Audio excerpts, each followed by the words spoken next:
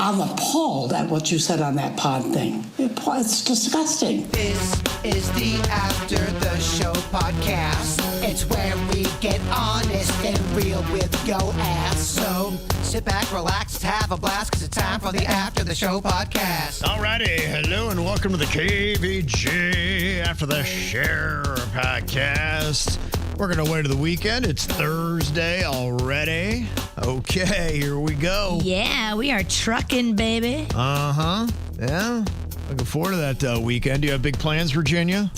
I do. So on Saturday, Maddie's Fight Foundation is going to be at Clover Field, as they are every year, to celebrate Maddie's birthday. Okay.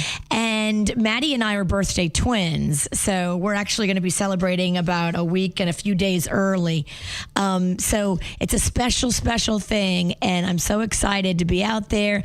Maddie's Fight throws out the first pitch. They do all kinds of fun and games, and it's one of their bigger fundraisers all year long. So that's cool. I'm excited to be out there with them on Saturday at Clover Field, starting at 5 p.m. Okay, good times. What about you, Bird?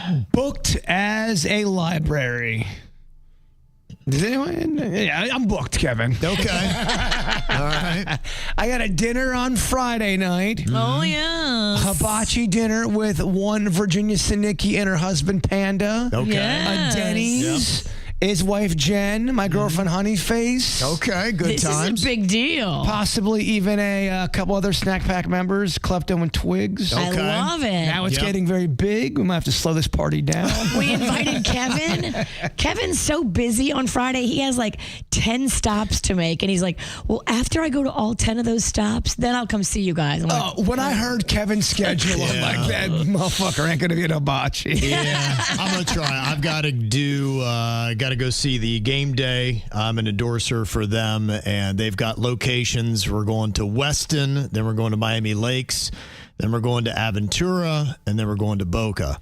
oh, my. Yeah. What are you, Marky Mark on a tequila tour? It kind of is, yeah. So, you never know with traffic that you're dealing with Miami and all that stuff. So I don't know what I'm going to be looking at, but if I hit rush hour, which I probably will, unfortunately, coming back up through Lauderdale, it might take a while. So we'll see. But it'd be nice to join you guys. We'll toast to you, and we'll pour a little out for our homie, because he ain't making it. No, he ain't going to be here. And then Saturday and Sunday, KVJ horror movie stuff. I got to give big props out to our boy Danny from Danny and Megan. He's one of the main people in the movie. He is crushing it.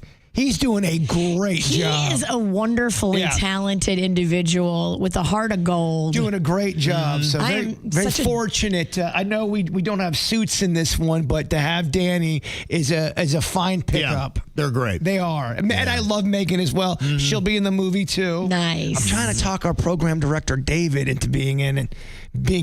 I love it. But David should be in it. I brought it up to him. I wasn't sure he was. I couldn't tell if he was feeling it or not. Yeah. Well, just wean him in there a bit. I said, I'll give you like one line. Oh, what is this egg? Or something like that. What is this egg? Just something perfect line. Quick. It's perfect line. Now he must say, what is this egg? Exactly. If he doesn't, I'll be so disappointed. Yeah. No, you got dinner plans, but there was a concert at the, I think, Financial Amphitheater. I don't know about the headliner, but I thought you probably like some of the openers. The headliner is Toto, which, they had, Africa, and they had a couple jams, back in the day. They had that one that was such a jam, and it's a song that people forgot. As soon as my heart that's right. starts breaking. That is the Toto song I always forget about, too. That's a great song. And I think Michael McDonald's on that song as well. Okay. I think he gets on that as well. All right, so you got a little love for Toto. The bands that are opening up for them is Men at Work. Oh, is Colin Firth there? I believe so. I don't know. That not I do Colin have Firth, to. Colin Hay. Yeah, Colin Hay. Sorry, yeah, Colin Firth is not. Say, probably not him, but yeah, Colin Hay might be there. Well, you Wrong can't, Colin. dude. You can't do a Men at Work concert without Colin Hay. That's what I figured too. So I didn't double check on that, but if they are, you got some balls trying to do a Men at Work without him. That would be fucking miserable to watch for me. Thinking I'm going to see It'd be Colin Hay. You know what? It'd be like Maroon 5 without Adam Levine. You'd be like, what the hell is this? But they put Colin Firth instead. Yes, right. Is that Colin Firth? That would be balls for Maroon 5. That would be the same exact thing Okay. for Yeah. modern day music. And then I think the first guy on the stage is a guy named Christopher Cross. Holy Wow. That had some hits way back in the day, but dude, that's a dream concert for me. that's what I thought when I saw him. I'm like, I don't know how he feels about Toto, but I think the other two he'd like. I like Toto. Yeah, okay. Yeah, there you go. That's it. Did you just cancel our date on Friday? Or just have it at I Think Financial. You guys can have your dinner there. But bring the hibachi there. Yeah. So that looks like fun. Do you know what that goes for a ticket? I don't think it'd be that much, honestly. No, 'cause probably like $50 max. It's probably set up really great because you are talking about the amphitheater, and that's a lot to fill for artists that arguably haven't had hits in 40 years plus. So, you know, they still obviously have fans because they're going for the amphitheater, but I would imagine that'd be a lower ticket price. Yeah, if you're going there solo as a dude, I don't think you're going there to get any pussy. You're there to listen to the music. Yeah. Unless you're into old pussy. That's true. Yeah, that's right. It's very ageist of me. I apologize. You're right. Go on and get it. There's old pussy gonna be walking around. Look at it. You're right. Yeah, I bet there is going to be some drunk old poop. They're gonna call Yeah. it Long Cookie Fest. I hope the elderly's out there banging to Toto. It's hot. Yeah, it's so hot. I don't know if it's hot. Darius Rucker is going to be at Hard Rock Live. I did check. It looks like he's still doing it. I know he had blown out his voice and walked off Yeah. stage 3 or 4 nights ago, something like that. Maybe last weekend he did a show, but I guess he's still doing Hard Rock Live. He's coming out with new music still, or is he more of just he kind of plays what he plays from the hits? Yeah, no, and spikes in some hootie. What he does, I think he's probably in a very cozy place. He's in his 50s now, and he still comes out with some country songs, and they do okay.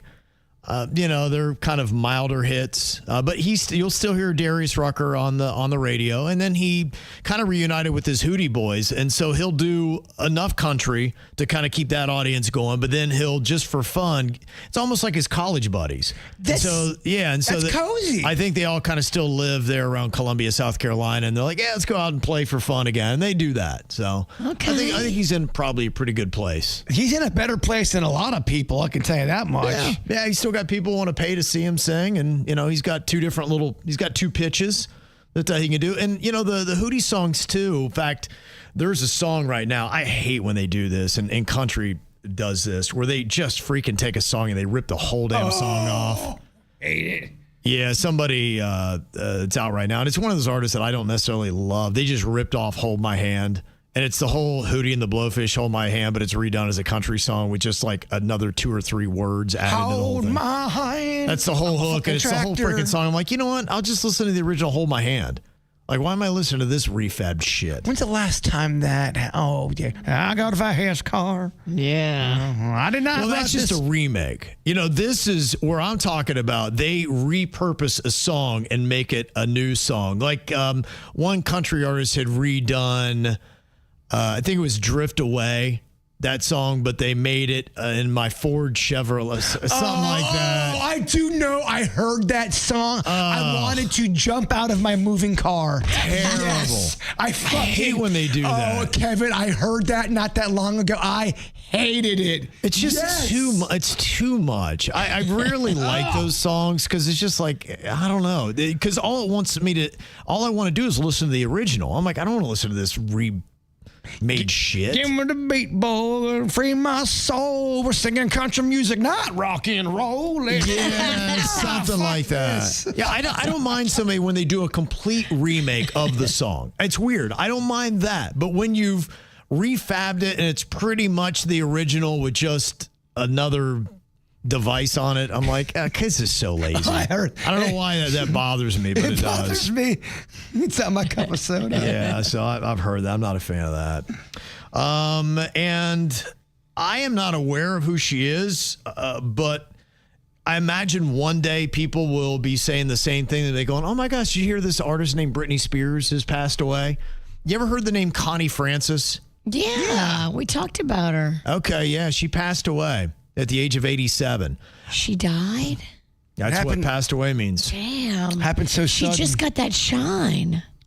Oh, She just got that shine, like so much shine. Yeah, it was literally was that the, like 2 weeks was ago. that the baby song that Pretty did well little baby. on TikTok? Well, she's just getting a new kind of shine, a heavenly light. Oh, damn. Well, I mean, she Yeah. was, 87. Yeah, I mean, She got so much shine from Pretty Little Baby just in the past month. but great timing though, right? Yeah, she got to see that go big. Yeah, see the appreciation, have a resurgence. She did. Because I'm not familiar with her work, but she was a top charting artist. She had over a dozen top 20 hits back in the day.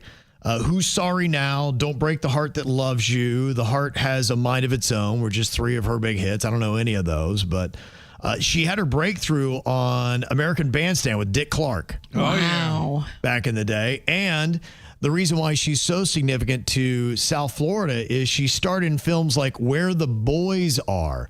Now, I don't know which movie featured the Elbow Room, but they say that Where the Boys Are helped launch Fort Lauderdale's spring break fame. And I know there was a movie that was centered around Elbow Room, which is, where the Florida Panthers go there on Fort Lauderdale Beach. And that's why she moved to South Florida, because she had such a connection to the spring break vibe with that movie. She's like, you know what? South Florida feels like home. And so that's why she moved. And I think she was in Coral Springs, maybe. Yeah. Parkland or somewhere Maybe around there. Parkland, Coral She went to the Springs, yeah. hospital in that area as well because we reported on it about a week ago. So she had some nice shine earlier in her life, and she got one more ride. I think that it makes it more poetic and beautiful. Yeah, but, she's one of those people where you probably could do a movie of her. Because They're already doing one, I bet. Because she is the hotness with that song on TikTok. Yeah. Well, I bet you somebody smart is already doing a Connie Francis documentary. Well, it sounds like the kind of story you'd like to know. Like you could easily one day, if not now, do a story about Britney Spears, and you've got everything from the triumph to the tragedy, which makes for any of these great stories, and she's got all of Sure. it. In 2010, Fort Lauderdale honored her with a Walk of Fame marker. So you'll be able to see her there, I guess, right there on Fort Lauderdale Beach. And have you ever heard the name Bobby Darin? Yes.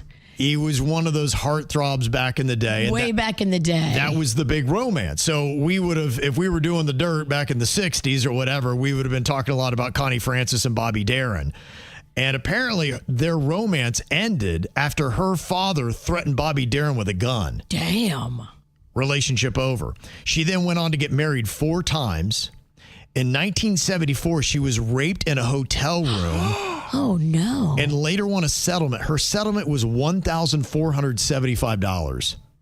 That's what she got for That that. doesn't seem like a lot of money. It doesn't seem like a lot at all. Not And at this all. story's but starting to- It's Who'd she 1974. sue? Well, I'm taking you through. This is why I'm telling you the triumph and the tragedy. She had a lot of both. Damn. Her brother was murdered in 1981, and she was later institutionalized for mental health issues, and she even attempted suicide. Oh, my gosh. Yeah, so that's what I'm saying. You've got a lot of these with any big But- name like that. You got the roller coaster. I mean, Homegirl went out on top. Yeah, and that's why it's amazing if you would see that. What a great end to the Connie Francis movie where you have to go through all this like, holy shit kind of moments. But then, wow, at the end, you're like, God how said, nice. you know what, Connie? After everything you've been through, here you go. Pretty Little Baby is going to be a monster. Which makes you feel so much better about that moment happening for her that she gets to experience that. And thank God it didn't hit after she had passed because it feels like, okay, you need to go out on a high note, She did. which is what she did. She moved to South Florida in 1997. Wow, married 4 times. Yeah. Can you believe that? That's a lot. That's a lot. After 2, that's it from me. I give you 2. 2. At that point, We're done. And if shit goes wrong on the third one, I'm like, motherfucker. What? If you do a third one, the person you're marrying better be a billionaire. And I just, at that point, I go, it's your 3 strikes. I don't know what to fucking tell you. I didn't make these rules. And that's why it would be interesting to see if you look at Connie Francis, even just for Britney Spears, that was the first name that popped in my head, but it's a pretty good comparison. Now, I said Connie Francis in the day, she had a dozen. She had 12 top 20 hits, and Britney Spears has 14.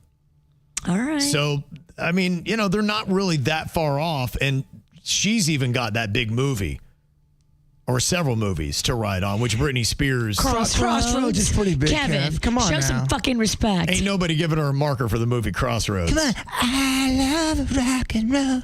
Yeah. That's a pretty good Britney. Thank you. Yeah. But here's where I think it becomes corny and compared to awesome. I think it's corny when they make biopics about people who are still somewhat young, still somewhat relative, and it's in pop culture still. Yeah. Queen had that movie. Freddie Mercury's been passed away for a long time. That's why that worked. Elton John movie, he's still alive. It didn't hit that hard because Elton John's everywhere still. This could work because she has passed away. It's a story that a Britney Spears movie now, if someone came out with it, I think would come off corny and forced. You want to wait a little bit of time, in my opinion. Look, I mean, if you would have prematurely done the Connie Francis, you're not ending the movie with her at 86 or 87 years of age having a resurgence and getting that recognition now with a brand new generation and the beautiful moments. They went and did interviews with her. She was on the news recently. And she was just beaming. She looked amazing. She looked beautiful. She looked fantastic. And so, hey, I mean, 87 is a really good long life, and I would want that footnote at the end of the movie. If they did it prematurely, you're not going to have that. So I do agree with you. I think that stories are best when you have the totality of somebody's life, and you got to have enough triumph, and you need the tragedy because it really does. I mean, it sucks that she had to go through what she went through, but look, I mean, that really is life too. I mean, life is full of highs and lows, and all of those things work together to, make a truly beautiful life. Just when you think you're riding high, life loves to kick you right in the dick. Mm-hmm. What if you don't have a dick? Or the clit. I wasn't done talking. Yeah, so that's big story for today. Straight out of Compton. That it worked because there was a beginning, middle, and end of a whole story and an era that was done. Eazy-E passed away. Right. Yeah. NWA didn't exist anymore, so that's why that did work. Yeah, you're right. Yeah, on something like that. You could do that with a group. But you're right. When you're talking about the individual, maybe that's the difference with Queen and Elton John, too, where you had a group had come to their end. They weren't, going to be, you don't need to go with Adam, what's his name, days. That's not really Queen. Yeah, Lambert. Yeah, Lambert. Yeah. I mean, we don't need to put that in. We don't even need to have that as a footnote. And I also get annoyed, too, when they do these biopics where they do not follow the correct timeline. It's like, no, that's not what happened. He didn't write that song back in 78. He wrote it back in 89. You're acting like you're in. Fuck you. Yeah. Yeah, facts matter, right? I think facts do matter. On a biopic, I get it. You got to change some shit up, but even in the Queen movie, they got their facts wrong as far as how shit went down. I don't enjoy that. I understand trying to make things look good and making the storylines more interesting, but I think you can do that without having to botch major details of the whole story. Otherwise, what are we doing?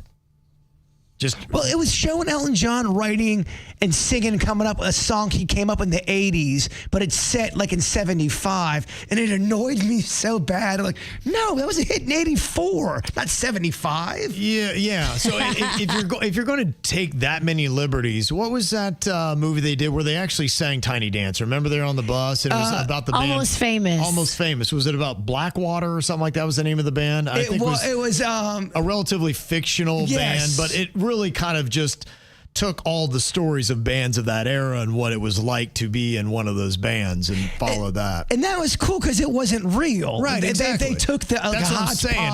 If you want to change the order of when everything was written and do all this, just make a band like that. Make a fake band, do a Spinal Tap, and call it good. Gosh, was it Blackwater? Was that the name? It was something. It might have been Black. Like it was Black something or other. Yeah.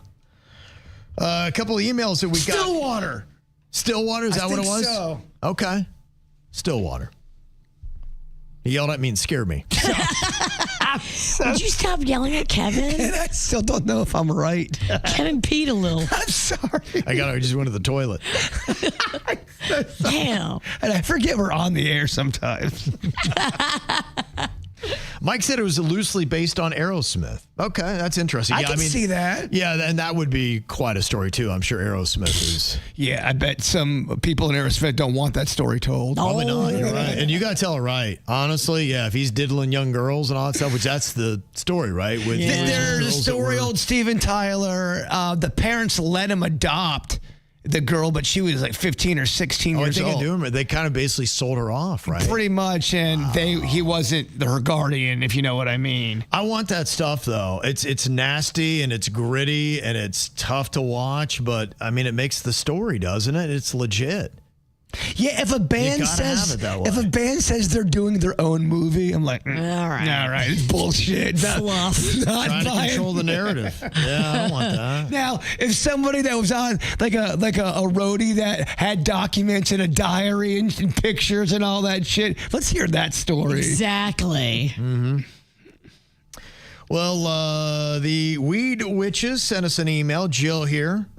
She said, Mark and I are starting to get worried about Denny's anger issues. Lately, he's been yelling at Kevin for his sandwich choices, the pickle and tomato. He's slapping pussy and tossing chickens over the fence. We hope the peace train isn't going off the rails. Oh, no. That's the angriest I've ever seen a producer. No one slaps pussy like Denny's. That sign is amazing. And look how happy he is. Yeah, he loves to slap pussy. Yeah. This new studio, I don't know. He's got his own little room in there now. It's really got into his head. Nobody believes that, by the way. No. And our favorite garbage man, Alberto, he sent something to Jaybird to show at least this is how it would be if you're in Miami-Dade. They don't pick up your garbage there. They do a door tag that basically explains why your garbage was not picked up. So that you can correct it and then do it again. It looks a little something like that, but it has all the reasons why they may not pick up your garbage, and they would cross that off and check the box and say, okay, just so you know, we didn't get it because of this. Well, we'll find out today because today's garbage day. Oh, okay. Ooh, is this a cliffhanger? We have an update for tomorrow. Oh, I'm so excited. We got something to tease for tomorrow, Virginia. This is what we call content that nobody gives a fuck about. Tune in tomorrow to find out if Jaybird got his garbage picked up. I don't know. I think Alberto is hanging on every word. No, you're right. Believe it. It's always so weird. The shit What you takes? get a ton of I got so much feedback on garbage. People that are struggling with the same problem I'm having. People giving me strategy. Thank you to the good people. Yes, that was very sweet.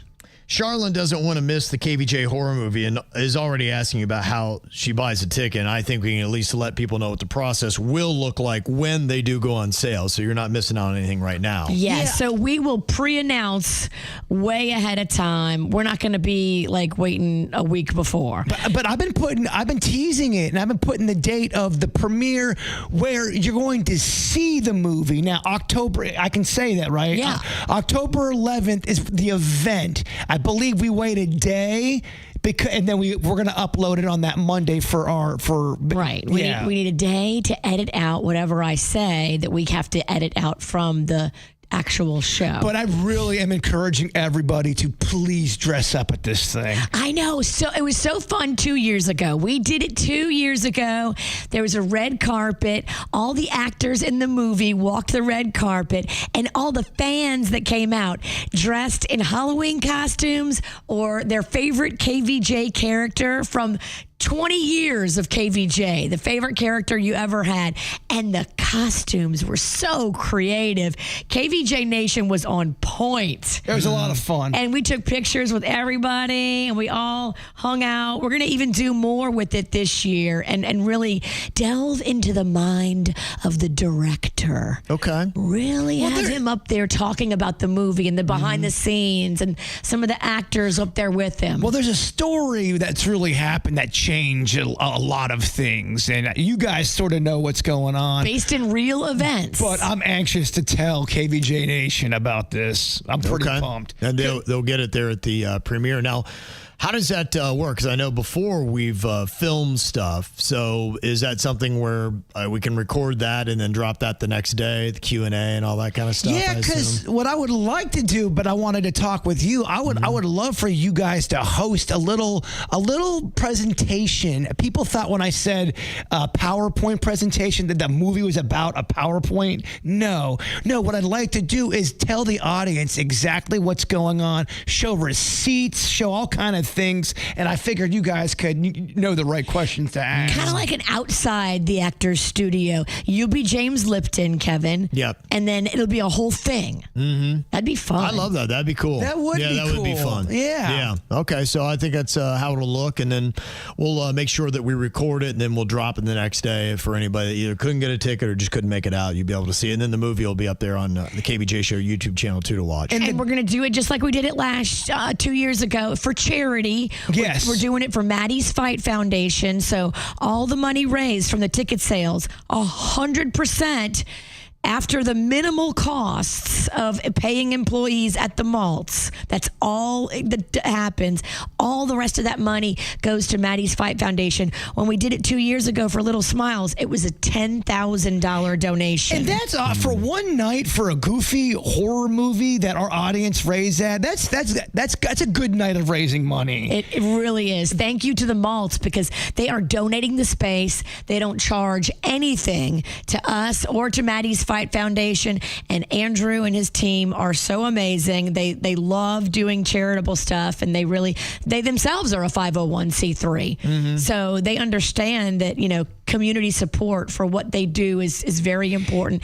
And they got so many people that now go to the malts and see productions because they learned about it from KVJ, from being there the night of, because they were like, wow, I didn't even know this was here. And the other thing too, people are reaching out to be in the movie. I am overwhelmed with the people who want to be in. If you've sent in a mail, you're on a list and you'll hear back from me. And if you don't hear back from me in a month, hit me back up. But I do have a list that we're not ready for KVJ Nation to film yet. Gotcha. We're filming other stuff around it. Gotcha. Got another Ed Gein fun fact, the serial killer from Josh. Fun?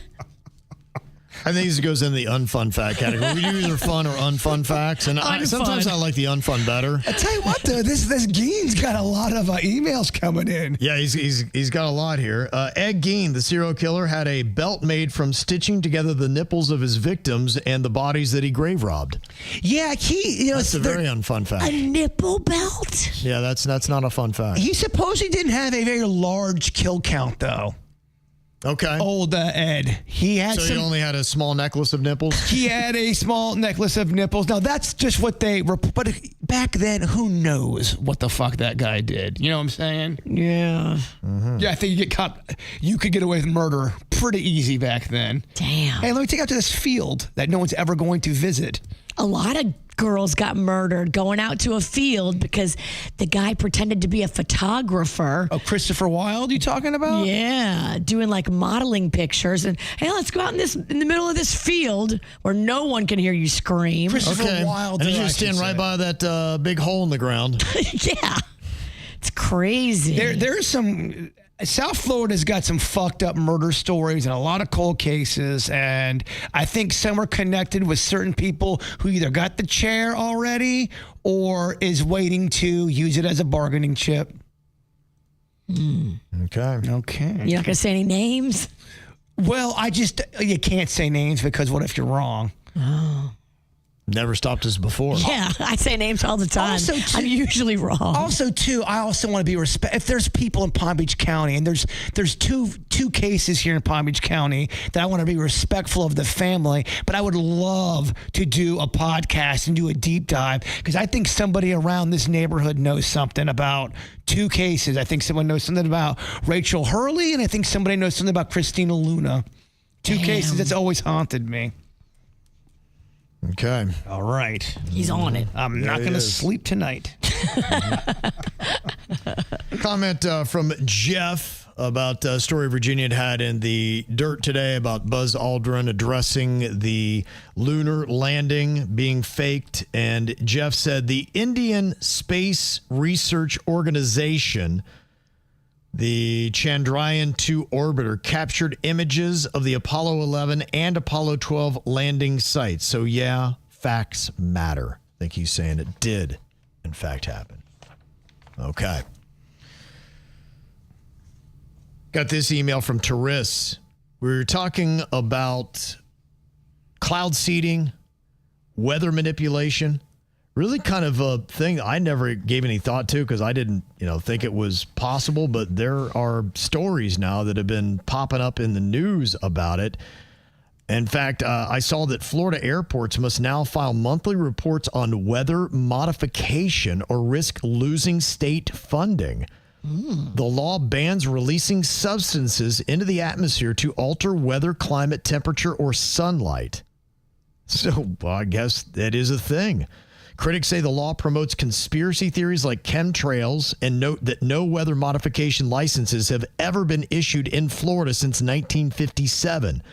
Airports like Orlando International say they'll comply, but report no such activity.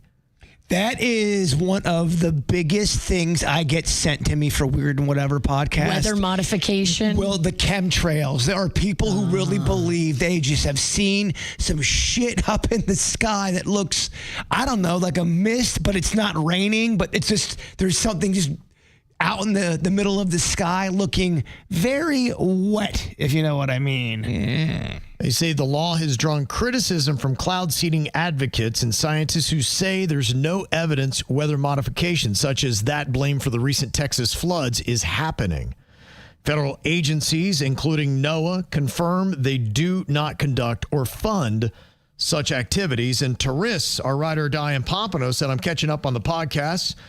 And I had to speak up on this one. Yes, cloud seeding is a thing. All precipitation are just specks of dirt. No, you can't cloud seed enough to make a 100-year flood happen, which is what they're accusing one company of in Texas, trying to say, wait, you caused this flooding.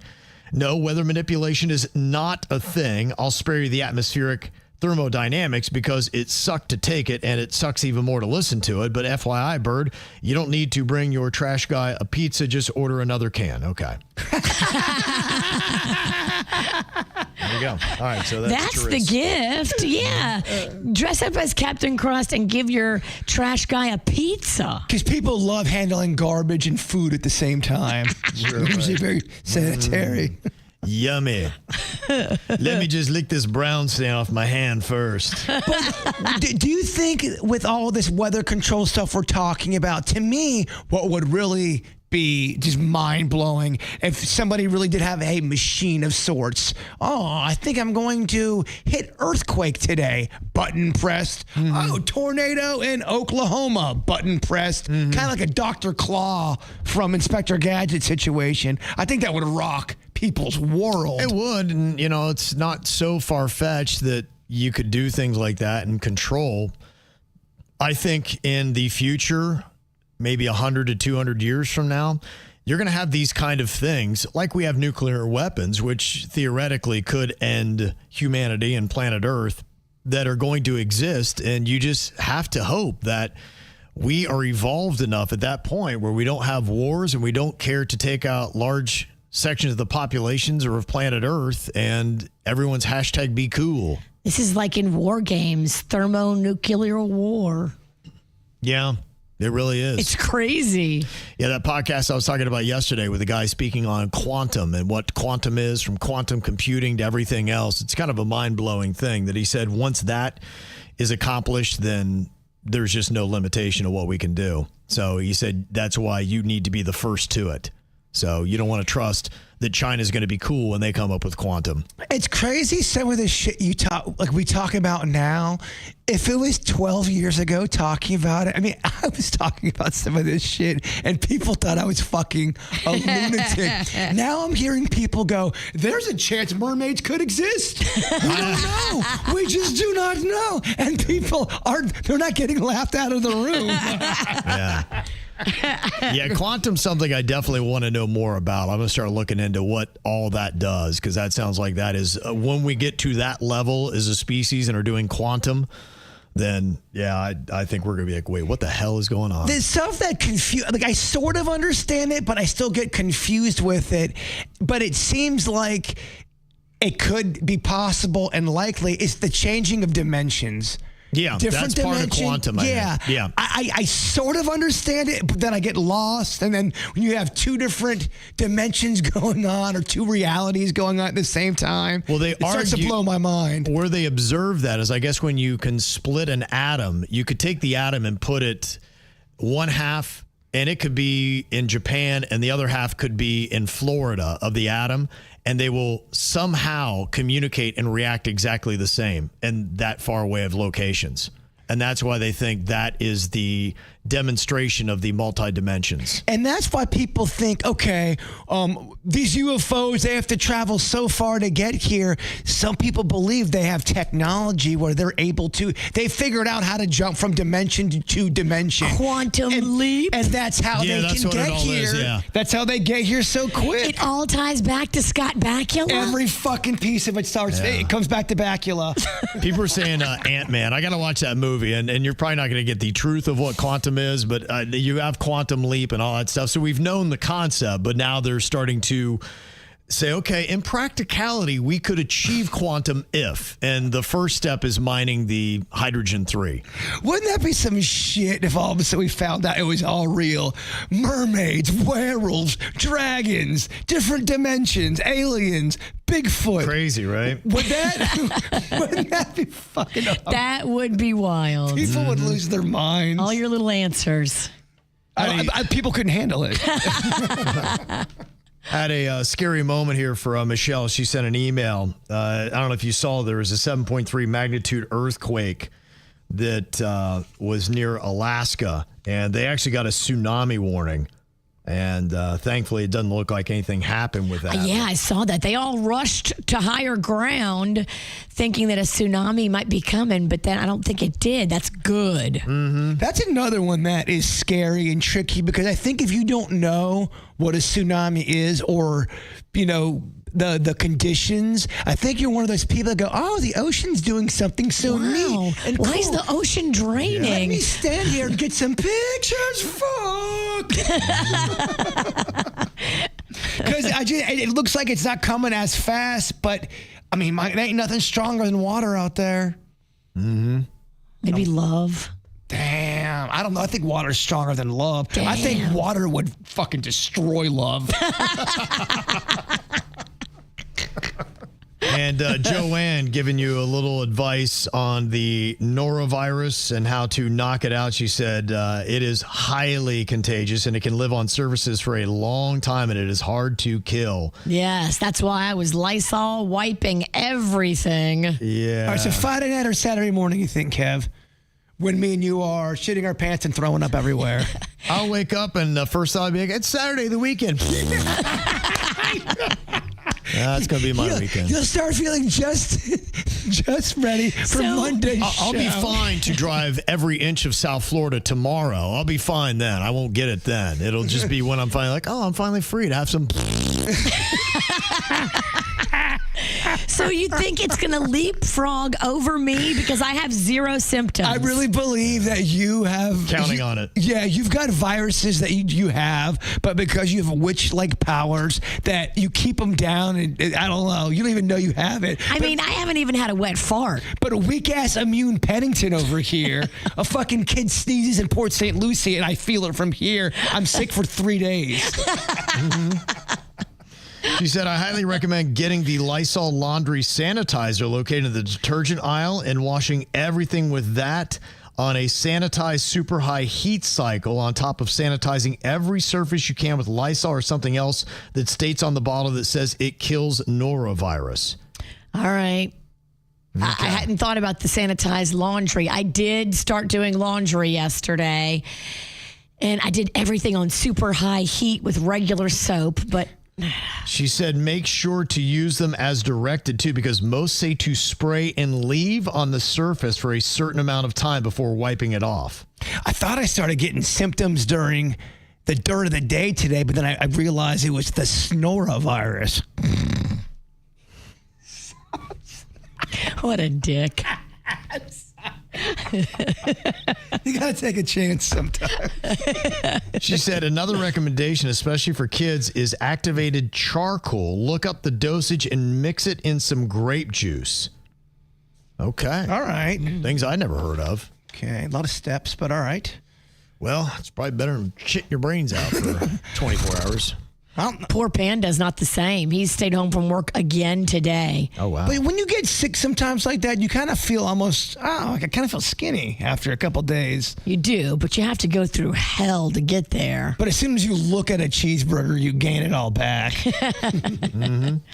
And had a big day for honey. Tammy said for honey, it has been used as an antibiotic for decades and it never expires. It's just one of them things I said today on the show. Honey is massively underrated, I believe. I think we're all honey fans here. I've always loved honey. I mean, Honey Nut Cheerios, they do slap. But if you put enough sugar on Honey Nut Cheerios, it is good. They use real honey in that thing? Fuck no. Okay. It's chemical honey. I mean, all right. I'm just trying to play y'all's game. You guys love honey. I want to support your honey. We're trying to have a chemical-free conversation. I'm sorry. How dare you? I'll go back to talk about mermaids and whatever the fuck I was talking about. Yes. Nonsensical bullshit. That's what we do best, baby. All right, y'all. One day to the weekend. Cesar said those lawn seats for Toto, $43.50. Okay. I think that's worth it, man. That is. Yeah, you're going to hear a lot of hits, and I assume they'll be performed well. So just one of the many things going on. Everything else going on for the weekend, we'll run that down on tomorrow's Friday KVJ show. See y'all then. Goodbye.